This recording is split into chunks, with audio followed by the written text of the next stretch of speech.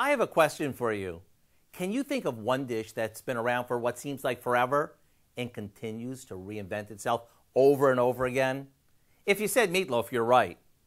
When the meat grinder was first invented and ground beef became commonplace, so did meatloaf.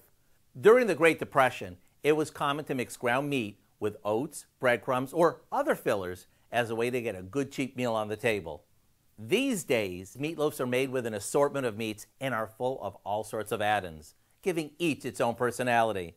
One big trend we're seeing these days is finely chopped or shredded veggies mixed into the meat, everything from shredded carrot and zucchini to chopped eggplant. The meatloaf we're making today may look like any other meatloaf, but what sets it apart is that we've added finely chopped eggplant to the mixture of ground beef and pork, along with a slew of Italian spices and some Parmesan cheese. So if you love really moist meatloaf that's packed with flavor, you gotta go online and get the recipe for our Italian-style meatloaf. I'm Howard in the Mr. Food Test Kitchen, where today we found a changing things up kind of way for you to say, ooh, it's so good.